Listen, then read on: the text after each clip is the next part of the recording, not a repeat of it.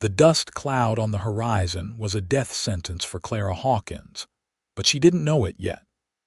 The wagon train heading west to California had stopped for a midday rest in the foothills of the Colorado Rockies, and Clara was the last to notice the band of riders approaching from the east. It was September 1875, and the journey from Missouri had already claimed 3 lives. Clara had watched them bury old Mr. Winters after his heart gave out crossing the plains. The Dobson baby was next, taken by fever. Then Mrs. Kingsley fell under a wagon wheel during a river crossing. Each death had hardened the resolve of wagon master Silas Briggs, a cruel man with cold eyes who made no secret of his disdain for Clara.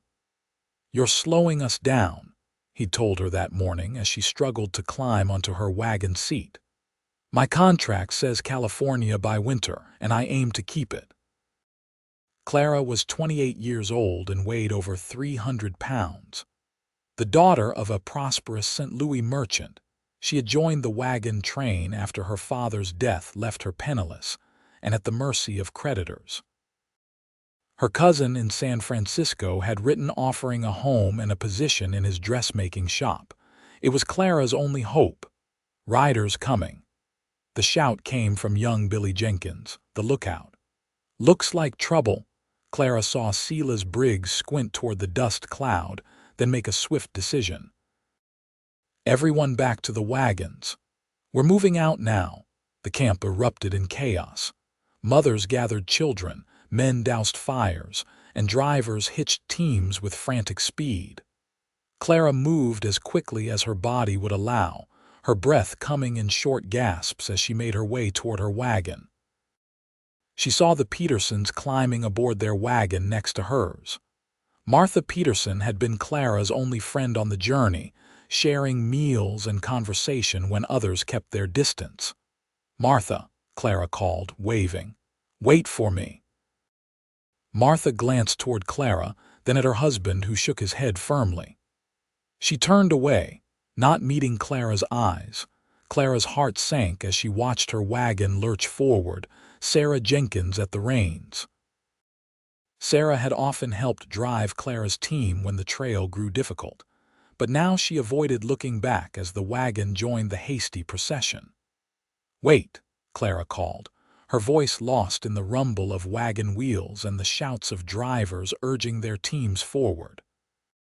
She tried to run but could manage only an awkward, lurching gait, her body unused to such exertion. Within minutes, the wagon train was pulling away, leaving her alone in the clearing. "You can't leave me here," she screamed after them, panic rising in her chest. "Please." But the wagons kept moving, and soon they disappeared around a bend in the trail. Clara stood panting, disbelief warring with terror as the reality of her situation sank in. She was alone in the wilderness with nothing but the clothes she wore and the small satchel containing her personal belongings that she always kept with her. The dust cloud was closer now, and Clara could make out individual riders. Not Indians as she had feared, but white men rough-looking and trail-worn. Clara's knees weakened, and she sank onto a rock, tears blurring her vision. Abandoned to die or worse, she had no illusions about her fate. The riders were almost upon her when she heard another sound, a single horse, coming fast from the direction the wagon train had gone. Clara turned, hope flaring briefly, then fading as she saw it was only one rider. The man rode a magnificent buckskin horse that seemed to eat up the ground with powerful strides. He wore a battered hat pulled low, and dust coated his leather vest and blue work shirt. As he drew closer, Clara could see he was young, perhaps 30, with a strong jaw shadowed by several days' growth of beard. He reined his horse to a stop beside her, those intense eyes taking in her situation in a single glance. Without dismounting, he extended a gloved hand. "I'm not leaving without you, madam," he said, his voice deep and certain. Clara stared up at him, confusion replacing fear. "Who are you?" "Tucker Flynn, madam. I drive the supply wagon at the rear." He glanced toward the approaching riders, now less than half a mile away. "Those are Devlin's men, and they don't take prisoners. We need to move now." Clara shook her head, gesturing at herself. "I can't. You can't possibly carry me." Tucker dismounted in a fluid motion, revealing his tall, muscular frame. "Buck here is the strongest horse in Colorado territory. He can carry us both far enough to catch the wagons." His eyes met hers, direct and uncompromising. "I won't leave you behind." The approaching riders had spotted them. A shout went up and they spurred their horses faster. "Why?" Clara asked, unable to comprehend why this stranger would risk his life for her. Tucker's expression hardened. "Because Silas Briggs is a goddamned coward who left you to die, and I won't be party to murder." He held out his hand again. "Now please, madam, we're out of time." Clara took his hand, amazed at the strength with which he pulled her to her feet. With surprising gentleness, he helped her to the horse, showing her how to place her foot in the stirrup. "I can't," she said again, shame washing over her. "I'm too heavy." "Push up with your leg and I'll boost you," he instructed, ignoring her protest. When she tried and failed, he didn't hesitate. Tucker bent, placed his shoulder against her backside and lifted with his legs, hefting her onto the saddle with a grunt of effort. The horse shifted but held steady under her weight. Before Clara could catch her breath, Tucker had swung up behind her, reaching around to grab the reins. "Hold the saddle horn and lean forward," he commanded, already turning the horse toward the trail. "Don't look back." Clara did as she was told, clutching the saddle horn with white-knuckled fingers as the horse leapt forward. Behind them, angry shouts erupted from Devlin's men. The buckskin's gait was jarring, and Clara bounced painfully with each stride. Tucker's body pressed against her back, solid and warm, his arms forming a protective circle as he held the reins. She felt the moment when the horse hit its stride, smoothing out into a ground-eating gallop that seemed impossible given the burden it carried. The first shot cracked the air behind them. Clara flinched, a small cry escaping her lips. "Keep your head down," Tucker said, his voice steady in her ear. "Buck knows these hills better than those lowland horses. We'll lose them in the high country." Another shot rang out, this one closer. Tucker cursed and suddenly swerved the horse off the main trail onto a narrow deer path that wound steeply upward through scrub, pine, and juniper. "Hold tight," he warned as the horse scrambled up the incline, sending pebbles cascading behind them. Clara clung to the saddle horn, certain they would both tumble backwards as the buckskin fought for purchase on the steep trail. She could feel Tucker's muscles straining behind her, balancing their combined weight as he guided the horse with subtle shifts of his body more than the reins. The sounds of pursuit grew fainter as they climbed higher into the foothills. The horse's breathing was labored now, froth flecking its neck, but it never faltered. Finally, Tucker guided them into a stand of pines and drew the horse to a halt in a small clearing. "We'll rest him for a few minutes," Tucker said, dismounting with a fluid movement. He reached up to help Clara, but she shook her head. "I can't get down," she admitted, humiliation burning her cheeks. "And if I do, I don't think I can get back up again." Tucker nodded without judgment. "Then we'll both rest a spell. Buck needs water." He led the horse to a tiny spring seeping from between rocks at the edge of the clearing, letting the animal drink in small sips. Clara watched him, studying the man who had risked his life to save hers. Tucker Flynn was tall and lean, with the wiry strength of a man who worked hard for a living. His face was tanned and weathered, but she guessed he was younger than he first appeared, perhaps her own age or a few years older. His hair, visible when he removed his hat to wipe his brow, was dark brown with sun-streaked highlights. "Why did they leave me?" Clara asked, the question that had been burning inside her since the wagons pulled away. Tucker's jaw tightened as he looked up at her. "Silas Briggs claimed you'd slow us down too much with Devlin's men on our trail, said we'd all die waiting for you. And the others just agreed." Clara's voice broke on the words. Tucker's expression darkened. "Some protested. The Peterson woman cried. But Briggs is the wagon master and folks are scared of Devlin." He stroked the buckskin's neck. "When I saw what was happening, I was at the back of the train. By the time I got to the front to confront Briggs, he'd already given the order to move out, so I doubled back." "You defied the wagon master for a stranger." Clara couldn't understand it. Tucker shrugged, a simple gesture that spoke volumes.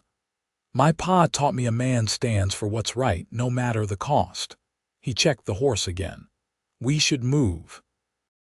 The wagons have a few hours lead on us, but they're slow. We can catch them by nightfall if we push." He helped Clara adjust her position in the saddle, then mounted behind her once more. This time, she was acutely aware of his body pressed against hers, the strength in his arms as he reached around for the reins. "Thank you," she said softly as they started forward. "Most men wouldn't have bothered with someone like me." For a moment, Tucker was silent. Then he said quietly, "My sister was a big woman too, madam. Folks were cruel to her all her life. She died last winter in childbed, alone except for me because her husband couldn't bear to look at her anymore." His voice hardened. "I won't ever stand by and watch another soul treated that way." Clara felt tears sting her eyes at the simple dignity in his words. For the first time since the wagons had pulled away, leaving her alone to die, she felt a flicker of hope. They rode steadily through the afternoon, following a route parallel to the main trail but higher in the foothills. Tucker explained that they needed to avoid Devlin's men, who would likely continue pursuit once they realized their quarry had escaped. "Who is this Devlin?" Clara asked as they picked their way along a ridge that offered glimpses of the wagon trail far below. "Wade Devlin runs a gang that preys on settlers and wagon trains. Some say he used to be an Army scout before the war, knows every trail from Missouri to California." Tucker shifted behind her, adjusting his weight. "Story goes he went bad after Shiloh, came west and started collecting men with similar inclinations." "What does he want with our wagon train?" Tucker was silent for a moment. "There's a family with the train, the Hargroves. Their daughter caught Devlin's eye in Independence. He offered to buy her, and when her father refused, Devlin swore he'd take her anyway. That's why we've been pushing so hard, trying to outrun his gang." Clara absorbed this with growing horror. "And still they left me behind. Fear makes cowards of ordinary people," Tucker said simply. Briggs convinced them sacrificing one would save the many. As the sun began to lower toward the western mountains, Tucker guided the horse down from the ridge toward the main trail. "The wagons will be making camp soon. Buck needs rest, and we need food." Clara nodded, exhaustion making her light-headed. Her legs burned from hours in the saddle, and her back ached fiercely. Even more painful was the knowledge that the people she had traveled with for weeks, breaking bread and sharing stories, had abandoned her to die. They rounded a bend in the trail and suddenly came upon the wagon train, already circled for the night in a small meadow beside a stream. Tucker approached cautiously, alert for trouble. The first person to spot them was Billy Jenkins, the young lookout. "Riders coming."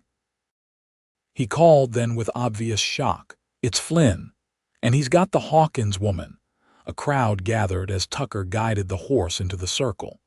Clara saw faces register surprise, guilt, and in some cases dismay at her return. Silas Briggs pushed through the crowd, his face thunderous. "What the hell do you think you're doing, Flynn?"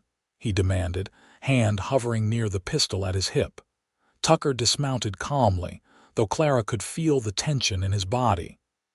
"Bringing back a member of this train that you left to die," he said, his voice carrying to everyone gathered. "I made a decision to save this train," Briggs countered, his eyes cold.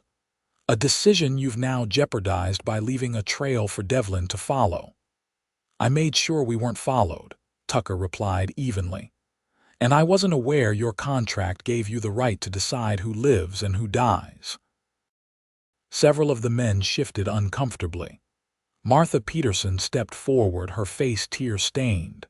"Clara, I'm so sorry. I wanted to wait, but—" She cast a fearful glance at Briggs. Clara said nothing, the betrayal still too raw for forgiveness. Tucker reached up to help her dismount, and this time she accepted, sliding awkwardly from the saddle into his supportive arms. Her legs buckled as they touched ground, and she would have fallen if not for Tucker's strength holding her up. "She needs food and rest," Tucker announced, looking around the circle of faces. "And someone needs to take care of Buck. He's carried double his usual load all day." To Clara's surprise, several people stepped forward to help. Young Billy Jenkins took the horse's reins, leading him toward the picket line where the other horses were tethered. Martha Peterson hurried to Clara's side, supporting her other arm as Tucker guided her toward the central fire. Silas Briggs watched with narrowed eyes but made no move to interfere. The rest of the travelers slowly returned to their evening tasks, though Clara felt their stares and heard their whispers. Martha brought a bowl of stew and a cup of coffee, hovering anxiously as Clara ate. "Most folks didn't want to leave you," she said softly. "But Briggs said we'd all die if we waited, and after we lost the Kingsley woman at the river crossing, everyone's been scared." Clara nodded wearily, too exhausted to respond. The food revived her somewhat, but every muscle in her body screamed with pain from the unaccustomed hours in the saddle. Tucker appeared at her side, his own plate in hand. He sat on a log beside her, his presence somehow reassuring amid the awkward glances and whispered conversations around the camp. "Briggs has posted extra guards tonight," he told her quietly. "He's worried Devlin might attack after dark." "Because of me?" Clara asked, guilt adding to her misery. Tucker shook his head. "Devlin was already on our trail. Nothing's changed except you're not dead or worse." He ate a few bites of stew, then added, "I've been relieved of my duties with the train." "Briggs says I'm no longer welcome once we reach the next settlement," Clara gasped. "Because you saved me." "Because I defied him," Tucker corrected. "Can't have that in a wagon train, bad for discipline." His mouth quirked in a half-smile that transformed his solemn face. "Don't worry about me, Miss Hawkins. I was only hired on in Independence for extra protection. I was planning to head up to the mining camps around Cripple Creek once we reached Colorado Springs anyway." "Call me Clara, please," she said. "After today, formality seems unnecessary, Clara." He nodded, tasting her name. "You can call me Tucker or Tuck if you prefer. Most do." A commotion at the edge of the camp interrupted their conversation. Billy Jenkins came running toward Briggs, his young face pale in the fading light. "Riders coming," he gasped. "A lot of them." Briggs immediately began shouting orders. "Men to the wagons, women and children inside, douse those fires." Panic erupted around the camp. Tucker stood, helping Clara to her feet. "Can you make it to your wagon?" he asked urgently. Clara looked across the camp to where her wagon stood. Sarah Jenkins and her husband were already climbing aboard, leaving no room for her. She shook her head. "They've taken it," she said dully. Tucker cursed under his breath. "Come with me." He led her quickly toward the supply wagon he had driven, helping her climb onto the seat. Then he reached under the seat and pulled out a Winchester repeating rifle and a box of ammunition. "Stay here," he instructed, checking the rifle's action. "If shooting starts, get down on the floorboards." Before Clara could respond, he was gone, moving swiftly to join the men forming a defensive line behind the wagons. She watched, heart pounding, as the riders appeared at the edge of the clearing. There were at least 20 of them, hard-faced men on trail-worn horses. At their head rode a tall man with a shock of white blonde hair, his pale eyes visible even in the gathering dusk. "That's far enough, Devlin," Briggs called out, his voice steady despite the odds against them. The blonde man smiled, a chilling expression devoid of humor. "Evening, Briggs. Looks like you've lost your lead on us." "We want no trouble," Briggs replied. "We're peaceful settlers headed to California. Peaceful settlers who are harboring something that belongs to me," Devlin countered. His cold gaze swept the camp until it landed on a wagon where the Hargrove family huddled. Clara could just make out the pale face of 16-year-old Emily Hargrove, peering fearfully from behind her mother. "The girl doesn't belong to you," Tucker's voice rang out, clear and defiant. He had positioned himself near the Hargroves' wagon, rifle held casually but ready. Devlin's attention shifted to Tucker, his eyes narrowing. "Well now, if it isn't the hero of the hour. My men told me how you rode back for the fat woman. Very touching." He smiled again. "Tell me, was she worth risking your life for?" Clara felt the words like physical blows, but Tucker didn't flinch. "More worth it than anything you've ever done, Devlin," he replied evenly. Devlin's face hardened. "I came for the Hargrove girl, but I think I might take your woman too, just to teach you some manners." The tension stretched taut as a bowstring. Clara held her breath, certain that violence would erupt any second. Instead, a new voice called out from beyond the clearing. "That's far enough, Devlin." All heads turned to see a line of mounted men emerging from the trees on the far side of the camp. They wore the distinctive blue uniforms of U.S. cavalry, and their rifles were trained on Devlin's gang. The leader of the cavalry detachment urged his horse forward. "By order of the United States government, you and your men are under arrest for murder, robbery, and violation of territorial law." For a moment, Devlin seemed to consider fighting. Then, with a curse, he wheeled his horse around. "Another time, Briggs," he called over his shoulder. "Tell the Hargrove girl I'll be seeing her." His men followed as he galloped away, disappearing into the darkness. The cavalry captain shouted orders, and half his men gave chase while the others remained to secure the camp. Clara sagged with relief, trembling with reaction. Tucker appeared at the wagon, his face grim but satisfied. "Looks like our luck held," he said, climbing up beside her. "Captain Monroe and his men have been tracking Devlin for weeks. They've got a telegraph from the territorial governor authorizing them to cross county lines to bring him in." "Will they catch him?" Clara asked. Tucker shrugged. "Maybe. Devlin knows these hills as well as any man alive." He glanced across the camp to where Silas Briggs was deep in conversation with the cavalry captain. "One thing's certain, he won't be troubling this wagon train anymore." The next morning, the camp was somber as they prepared to move out. The cavalry had departed before dawn, continuing their pursuit of Devlin and his gang.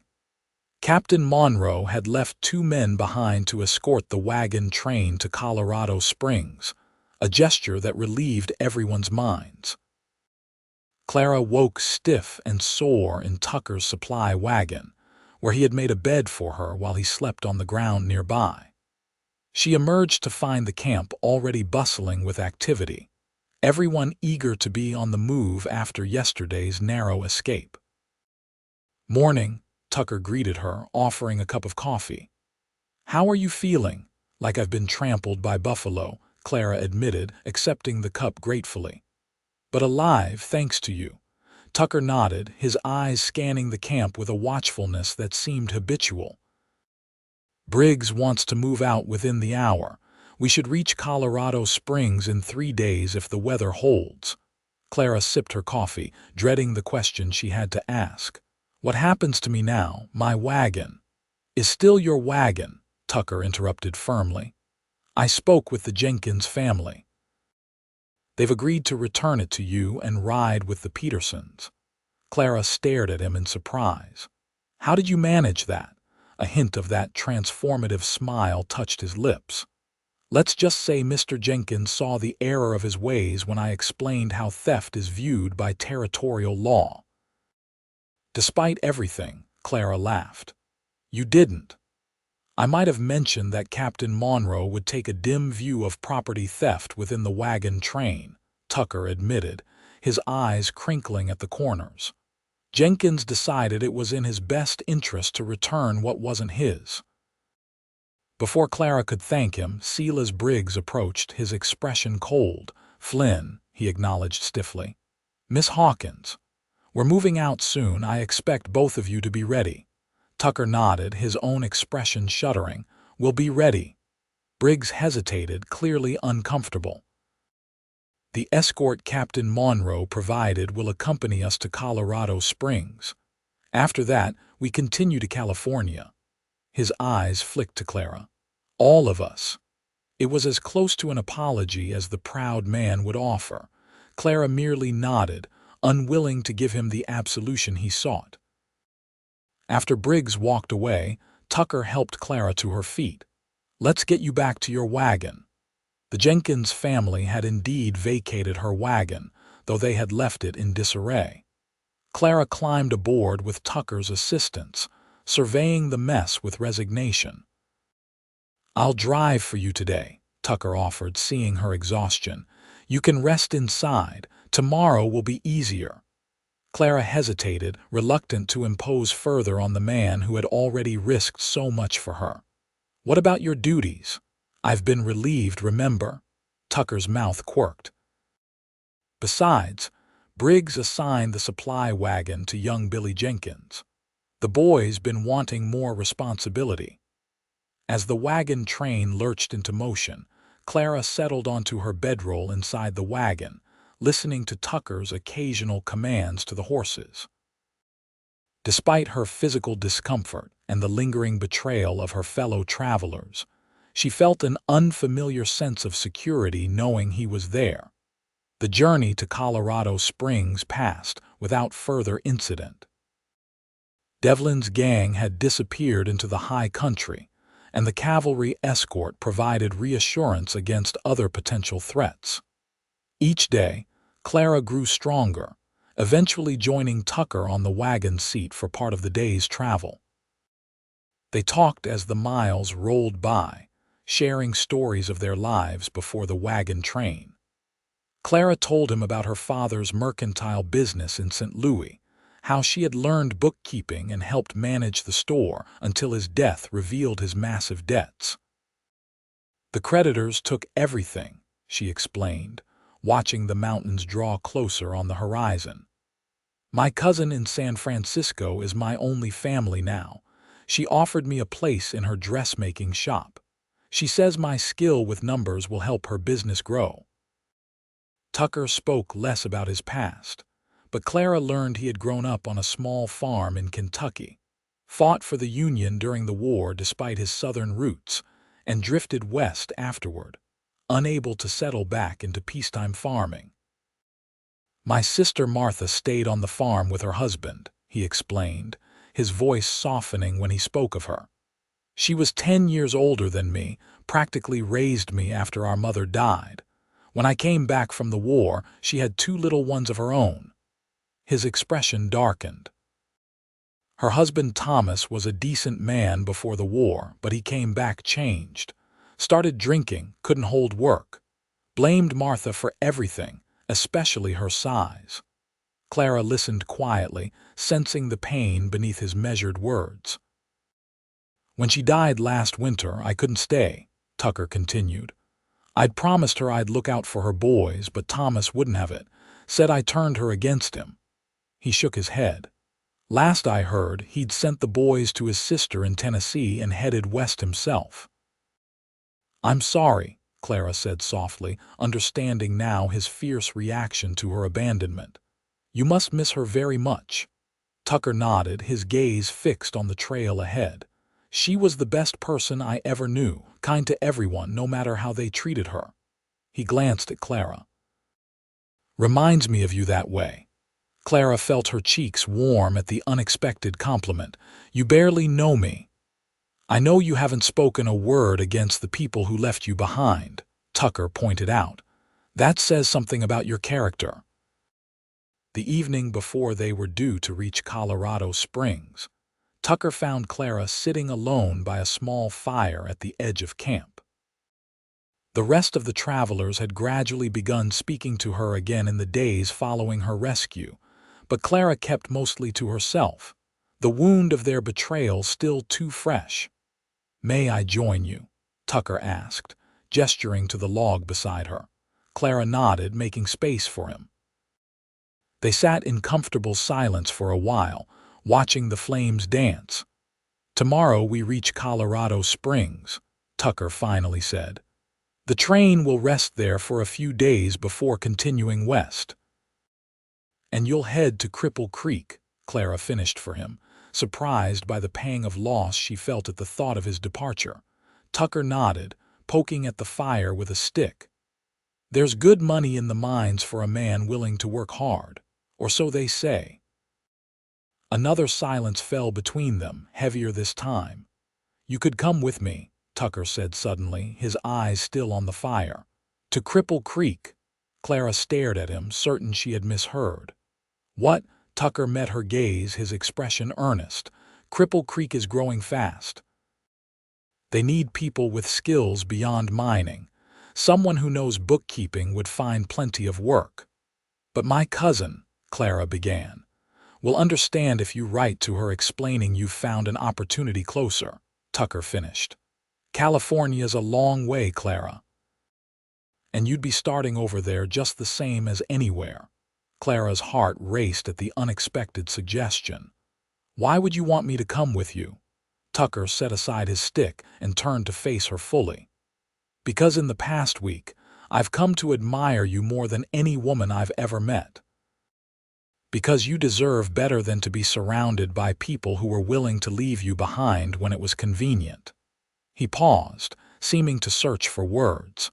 "And because I think we could build something good together." Clara's breath caught in her throat. "Tucker, if this is pity, it's not," he interrupted firmly. "I've watched you these past days, how you've held your head high despite everything, how you helped Martha Peterson with her children even after her husband voted to abandon you, how you keep the train's accounts better than Briggs ever did." His voice softened. "I've watched your smile when you think no one's looking, and I've thought about how I'd like to be the cause of that smile." Clara felt tears threatening and blinked them back. No man had ever spoken to her this way, as if she were precious and desirable rather than a burden. "I don't expect anything from you," Tucker continued when she remained silent. "Just the chance to see if what I'm feeling might grow into something you could share."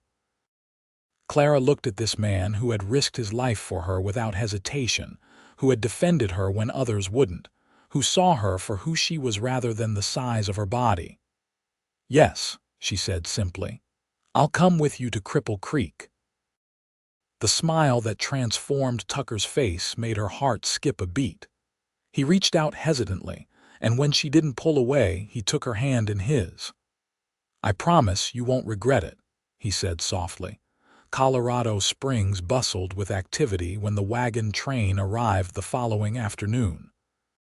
The small settlement had grown rapidly since the Denver and Rio Grande Railroad had reached it 3 years earlier, and now boasted several hotels, mercantile shops, and even a bank.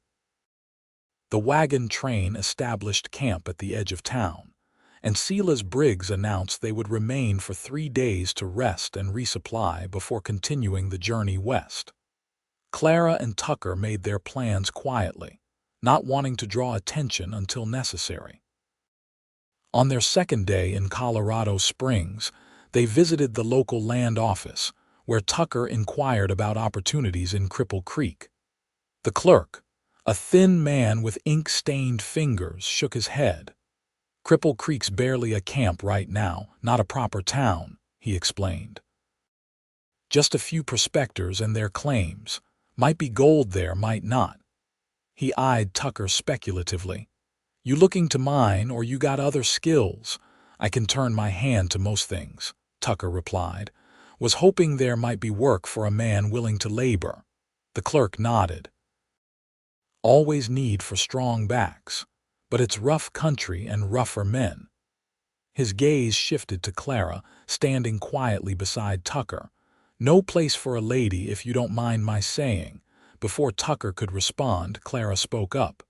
I'm quite capable of handling rough conditions, sir. And I have skills beyond being a lady. I'm an experienced bookkeeper and can manage accounts for businesses. The clerk raised his eyebrows. Is that so? He considered for a moment. Well, there's a fellow name of Harrington just left here this morning. Heading to Manitou to start a supply store serving the mining camps. Said he was looking for someone with a head for figures. He glanced at the clock on the wall. If you hurry, you might catch him at the hotel before he leaves for Manitou. They thanked him and hurried to the hotel, where they found Josiah Harrington finishing his lunch in the dining room. He was a stout man in his 50s with a prosperous look about him, and he listened attentively as Clara explained her qualifications. A female bookkeeper, he mused, stroking his neat beard. Unusual, but I'm not one to ignore talent where I find it. He glanced at Tucker. And your husband, what skills does he bring? Clara felt her face warm at the assumption but didn't correct him. Mr. Flynn is experienced in many areas. Security, freight management, animal handling. Harrington nodded thoughtfully. I could use a man to manage deliveries to the outlying camps. It's dangerous work, roads are poor, and there are outlaws aplenty. I can handle it, Tucker assured him. Well then, Harrington said, making up his mind. I'm prepared to offer you both positions. Mrs. Flynn can keep my books and manage the store when I'm away. Mr. Flynn will organize and protect deliveries to the camps. He named a salary that made Clara's eyes widen. Plus room and board until you find your own place. Manitou's growing fast, but it's still small enough that housing can be scarce. Tucker looked at Clara, leaving the decision to her. She nodded, and he extended his hand to Harrington. We accept, sir. Excellent, Harrington beamed. I leave for Manitou tomorrow morning. Can you be ready by then? Tucker nodded. We'll be ready. That evening, Clara and Tucker approached Silas Briggs together to inform him of their decision. The wagon master listened with a stony expression. So you're abandoning the train, he said when they finished. We're accepting an opportunity, Tucker corrected. No different than if we'd reached California and parted ways there. Briggs's jaw worked as if he were chewing on words he wouldn't say. Finally, he nodded curtly. Your wagon and team belong to the company that hired you, Flynn, and Miss Hawkins paid for passage to California, not Colorado. I'm aware, Tucker replied evenly. We'll be taking only our personal belongings. Clara stepped forward. Mr. Briggs, I'd like to sell my share of the wagon and team to cover the remainder of my passage, whatever's fair. Briggs studied her for a long moment, something like regret flickering in his eyes. The company will buy back your share, he agreed finally. Jenkins can drive your wagon the rest of the way. As they turned to leave, Briggs called after them, Flynn. Tucker paused, looking back. What you did? Briggs hesitated. Not many would have done it. It was as close to an apology as the proud man could manage. Tucker nodded once in acknowledgement, then guided Clara away. They departed with the dawn the following morning. Martha Peterson came to say goodbye, tearfully embracing Clara and extracting a promise to write once they were settled. A few others from the train offered awkward farewells, but most avoided the uncomfortable reminder of their collective failure of conscience. Mr. Harrington had arranged for a sturdy wagon to transport them, and their few belongings to Manitou.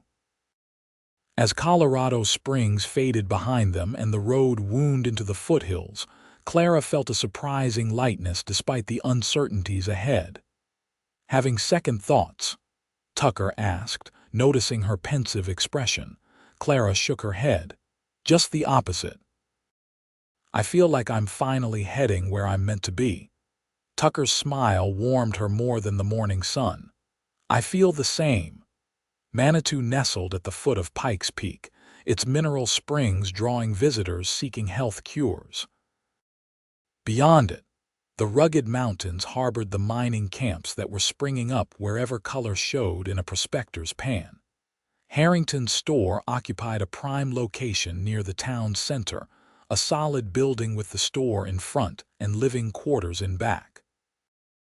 Above the store was a spacious apartment that he offered to Clara and Tucker. "More room than I need," he explained, showing them the 4 comfortable rooms. "And it'll be convenient having you both close to the business." The following weeks were a blur of activity as they settled into their new lives. Clara quickly took charge of the store's chaotic accounts, implementing systems that impressed even the skeptical Harrington. Tucker proved invaluable in managing deliveries to the remote camps, earning a reputation for reliability that brought in new customers. They fell into an easy rhythm together, sharing meals and conversation in their apartment after the day's work was done. Tucker was unfailingly respectful, never presuming upon their arrangement despite Harrington's assumption that they were married.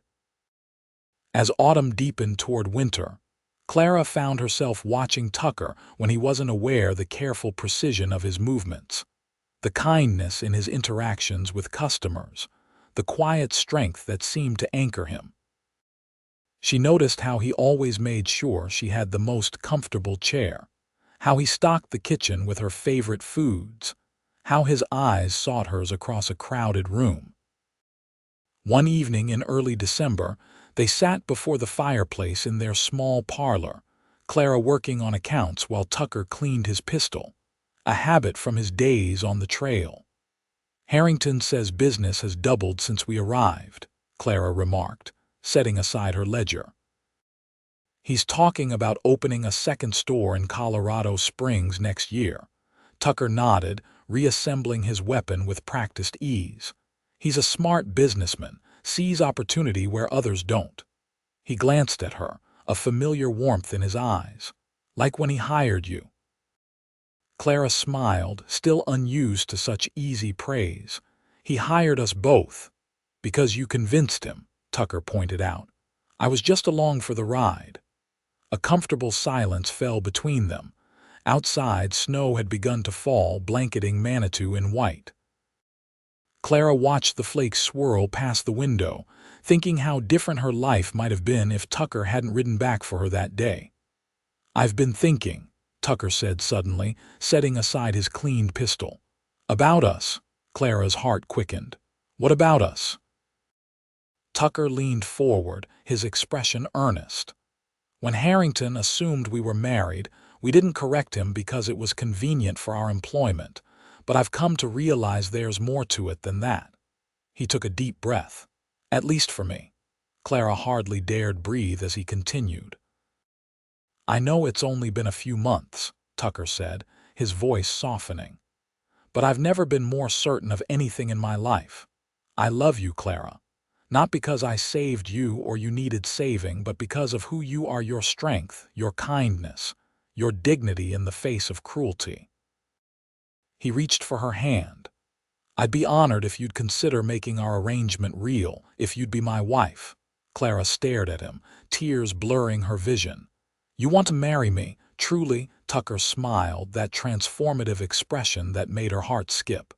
"More than anything I've ever wanted." "But I'm not. Men don't usually." She gestured helplessly at herself, the words she'd heard all her life rising unbidden. Too big, too much. A burden. Tucker's expression grew fierce. "Don't," he said firmly. "Don't repeat what cruel people have said to you. I see you, Clara, all of you. And I love what I see." Clara felt the tears spill over. "I love you too," she whispered. "I think I have since you came back for me." Tucker rose and moved to kneel before her chair, still holding her hand. "Then will you marry me, Clara Hawkins? Will you make a life with me here in this mountain town or wherever else our path leads us?" "Yes," she said through her tears. "Yes, I will marry you." He leaned forward to kiss her, his lips gentle against hers. Clara felt something unlock inside her, a chamber of her heart that had been sealed away, protected from a world that had shown her little kindness. In Tucker's arms, she felt not only accepted but desired, cherished for exactly who she was. They were married on Christmas Eve in Manitou's small church, with Josiah Harrington standing as witness. Snow fell softly outside as they spoke their vows, promising to love and honor each other for all their days.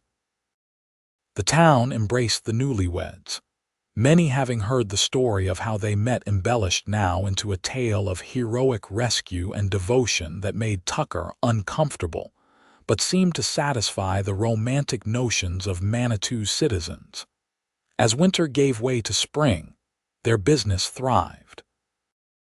Harrington made good on his plan to open a second store, leaving Clara largely in charge of the Manitou operation. Tucker expanded the delivery service, hiring 2 men to help cover the growing number of camps spreading through the mountains. In May, they received a letter from Martha Peterson, now settled in California. She wrote of their journey's conclusion, of the fertile valley where they had claimed land, and of Silas Briggs's departure once his contract was fulfilled. "He was never the same after what happened with you," Martha wrote. "The way you two found happiness despite his cruelty seemed to haunt him. Last we heard, he had returned east, having lost his taste for leading wagon trains." Clara read the letter aloud to Tucker as they sat on the small porch behind their store, watching the sunset paint Pikes Peak in shades of gold and rose. "You ever regret not continuing to California?" Tucker asked when she finished reading. Clara shook her head, leaning against his shoulder. "Not for a moment. Sometimes the wrong path leads you to exactly where you're meant to be." Tucker's arm tightened around her. "I thank God every day for bringing you into my life, Clara Flynn." Clara smiled at the name she still wasn't fully accustomed to. "Even when I insist on reorganizing your tackle box, especially then," Tucker laughed. "A man needs a woman who can bring order to chaos." As dusk deepened into night, they remained on the porch, talking of their plans for the future. Harrington had hinted he might sell them the Manitou store outright when he moved to Colorado Springs permanently. "We could build a house," Tucker suggested. "That plot at the edge of town, with the view of the mountains. It would be a good place to raise a family." Clara tensed slightly at his words. It was a topic they hadn't discussed, though it had been on her mind increasingly. "Tucker," she said hesitantly, "you should know. Doctors have told me I might have difficulty bearing children because of my size." The admission cost her, bringing back painful memories of dismissive physicians and their cruel pronouncements. Tucker was quiet for a moment, his hand gently stroking her arm. "Clara, I married you, not the children we might have. If we're blessed with them, I'll be grateful. If not, you're family enough for me." Relief washed through her at his easy acceptance. "And if we wanted to, we could always take in children who need homes," she suggested. "There are always orphans in mining towns." Tucker nodded, smiling. "I'd like that. A house full of children who know they're wanted, no matter where they came from." Summer brought an unexpected visitor to Manitou. Clara was working in the store one sultry afternoon when the bell above the door jingled. She looked up to greet the customer and froze in recognition. Wade Devlin stood in the doorway, his white blonde hair longer than she remembered but his cold eyes unchanged. He was alone and unarmed as far as she could tell, but Clara's hand still moved instinctively toward the shotgun Tucker insisted they keep under the counter. "Mrs. Flynn," Devlin said, removing his hat. "You're looking well." Clara's grip tightened on the shotgun stock.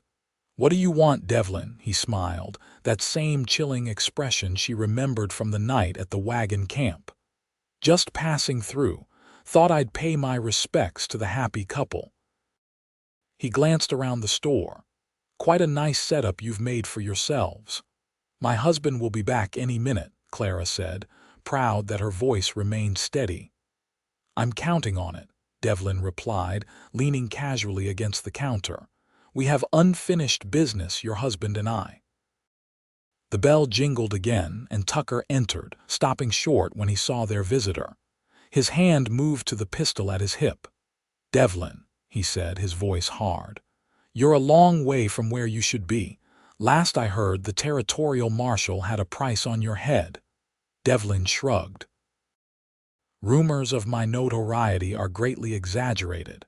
His cold gaze shifted between them. "I must say, domestic life seems to agree with you both. Quite the charming couple."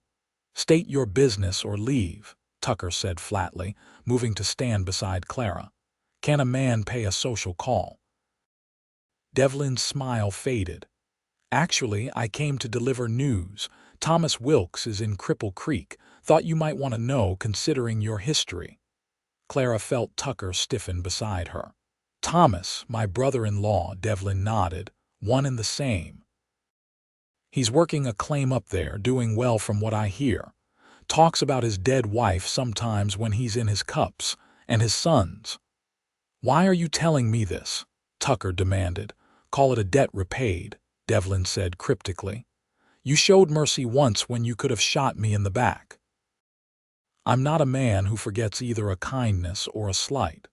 He straightened, replacing his hat. "But don't mistake this for friendship, Flynn.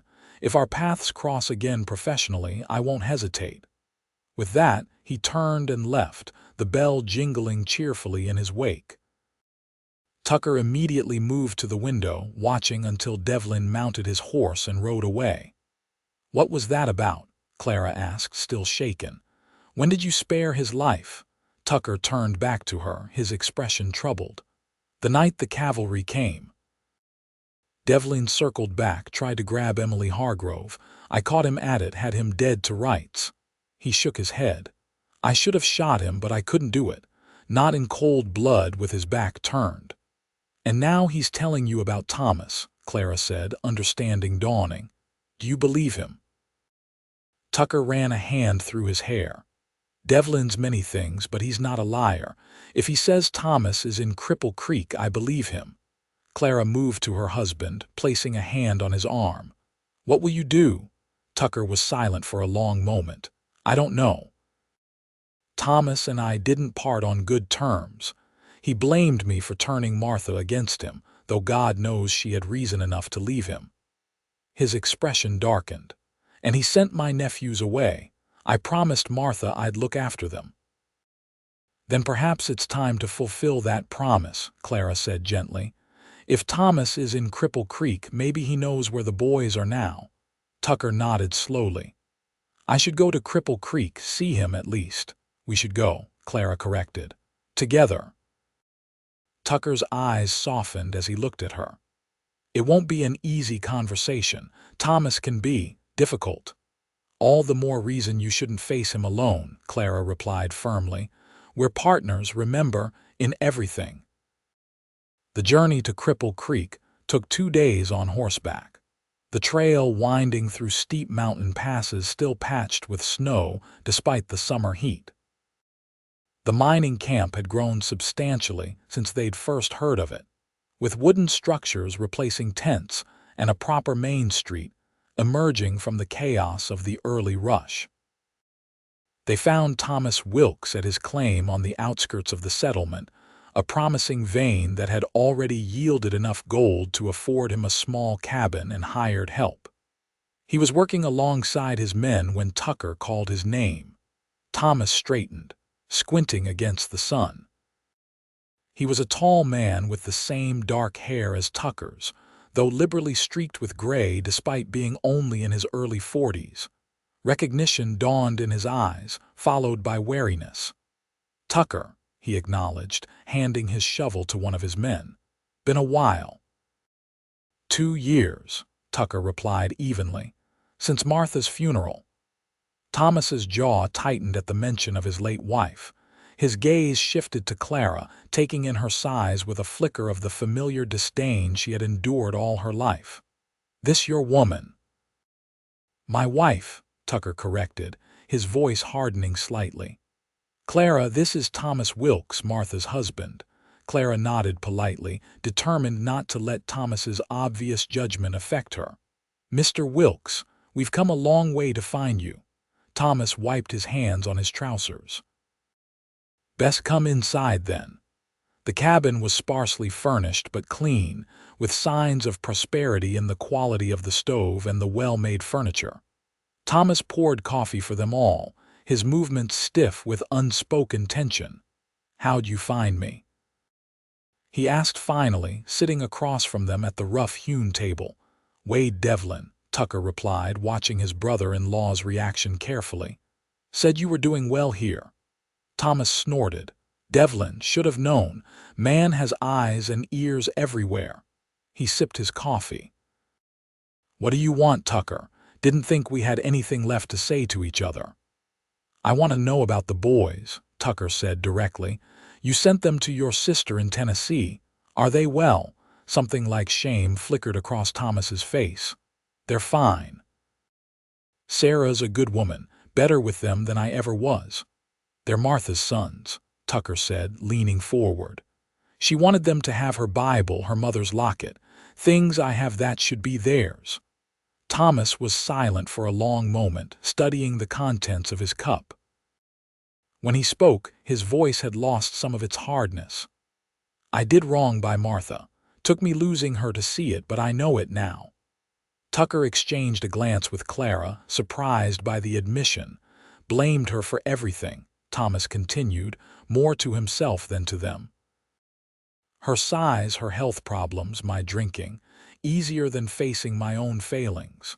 He looked up at Tucker. "She deserved better than me." "Yes, she did," Tucker agreed quietly, "but she loved you anyway." Thomas nodded, a muscle working in his jaw. "The boys ask about her." "I write to them sometimes when I'm sober enough to hold a pen." He hesitated, then added, "They ask about you too, Uncle Tucker who fought in the war." Hope flared in Tucker's eyes. "I'd like to see them, write to them at least." Thomas considered this, then nodded slowly. "Sarah would probably welcome it. She's got 5 of her own, and adding my 2 hasn't been easy for her, though she never complains." He glanced at Clara. "You 2 have children?" "Not yet," Clara answered, touched by the unexpected turn in the conversation. "But we hope to someday, one way or another." Thomas studied her, something softening in his expression. "You remind me of her, Martha, not just in size but the way you carry yourself. Dignity, she called it." He looked back at Tucker. "She'd be glad you found someone." "Worried about you being alone." The tension that had filled the cabin since their arrival eased slightly. Thomas poured more coffee, and they talked of his claim, of Manitou, of the changes sweeping through Colorado territory as the mining boom continued.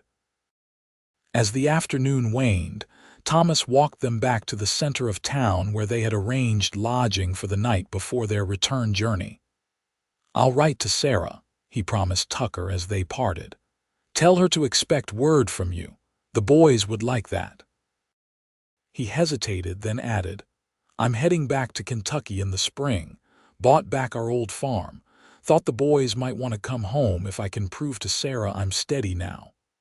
Tucker nodded, understanding the olive branch being extended. "I'd like to see them there. Clara and I could visit." "You'd be welcome," Thomas said, and Clara sensed he meant it. He tipped his hat to her. "Mrs. Flynn, safe journey back to Manitou." As they watched him walk away, Tucker's hand found Clara's, squeezing gently. "Thank you for coming with me," he said softly. "I don't think that would have gone nearly as well if I'd been alone." Clara smiled up at him. "That's what marriage is, isn't it? Facing things together that would be harder alone." The years that followed brought changes both expected and surprising. Josiah Harrington made good on his offer to sell them the Manitou store, and Tucker and Clara became fixtures in the growing community. They built their house on the plot. Tucker had admired a comfortable home with a wide porch that offered views of Pikes Peak. In the spring of 1879, against medical predictions, Clara discovered she was expecting a child. The pregnancy was difficult, with the doctor ordering bed rest for the final months, but Tucker's care never wavered. He hired additional help for the store, spent hours reading to her, and ensured she had the best medical attention available. Their son was born on a snowy December morning, a healthy boy they named James Martin Flynn, after both their fathers. Clara recovered slowly from the birth, but by spring was able to resume most of her duties at the store, often with little James nestled in a basket beside her desk. The following year brought a letter from Thomas Wilkes, now re-established on his Kentucky farm with his sons. The photograph enclosed showed two lanky boys with their father's dark hair and Martha's gentle eyes. Tucker wrote back immediately, enclosing a picture of Clara, himself, and baby James. In 1882, as Manitou continued to grow, they expanded the store to include a second building devoted entirely to mining supplies. The business flourished, allowing them to hire a full staff and giving Clara and Tucker more time to devote to their growing family and community interests. Clara established a reading room above the original store, stocked with books and newspapers from across the country. It quickly became a gathering place for the town's women, many of whom had followed husbands to the frontier, with little preparation for the hardships they would face. "You've created something special here," Martha Peterson commented during a visit on her way back east to visit family. "A place where women can find friendship and support, no matter their circumstances." Clara smiled, watching as Martha bounced 3-year-old James on her knee. "I remembered how it felt to be alone, with no one to turn to. I wanted to make sure no woman in Manitou ever felt that way." Martha's expression grew serious. "I've never properly apologized for that day, Clara, for not speaking up when Briggs gave the order to leave you." Clara reached across to squeeze her friend's hand. "That's long past, Martha. You've more than made up for it with your friendship since." Later that evening, after Martha had gone to her hotel and James was asleep in his bed, Clara found Tucker on their porch, gazing at the stars emerging above the mountain peaks. "What are you thinking about?" she asked, settling into the chair beside his. "How lucky I am," he replied, reaching for her hand. "How differently things might have turned out if I hadn't gone back that day." Clara nodded, understanding completely. "I think about it too, how close I came to a very different fate."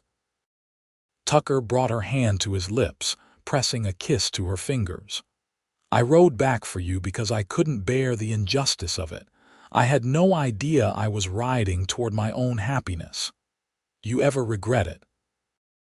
Clara asked, voicing the question that occasionally still troubled her in quiet moments.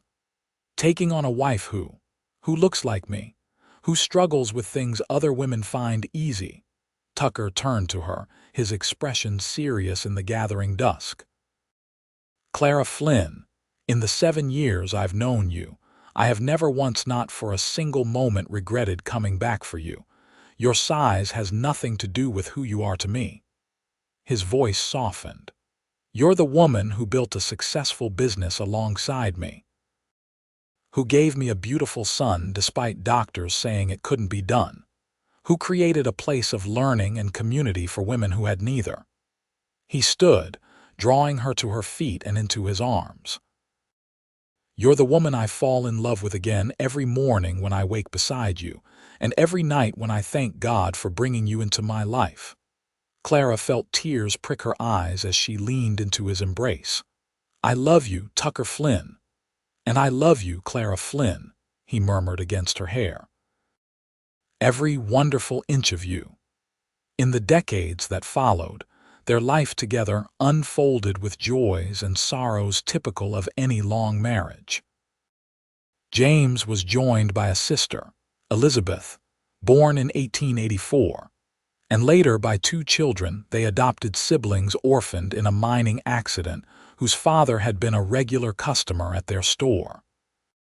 The turn of the century brought automobile store Manitou, though Tucker stubbornly preferred horses until his eyesight began to fail in his 70s. The store passed into James's capable hands, though Clara continued to keep the books well into her 60s, her meticulous systems becoming legendary among local businesses. Tucker's nephews visited regularly as they grew to adulthood, both eventually settling in Colorado with families of their own. Thomas Wilkes lived to see his grandchildren, finding in his later years the peace and purpose that had eluded him during Martha's lifetime. On warm summer evenings, Clara and Tucker could often be found on their porch, watching the sunset paint pikes peak in gold and crimson. Sometimes they spoke of the journey that had brought them together, of the wagon train and Silas Briggs and the desperate ride that had changed both their lives. More often, they simply sat in companionable silence, her hand in his, their life together a testament to a simple truth: that sometimes the greatest journeys begin when someone refuses to leave another behind. When asked by their grandchildren for the story of how they met, Tucker would wink at Clara and begin with the same words that never failed to make her smile. "Well, you see," he would say, leaning forward conspiratorially, "your grandmother was the most valuable treasure I ever found in Colorado. And when I saw that treasure being left behind, I knew right then and there I wasn't leaving without her."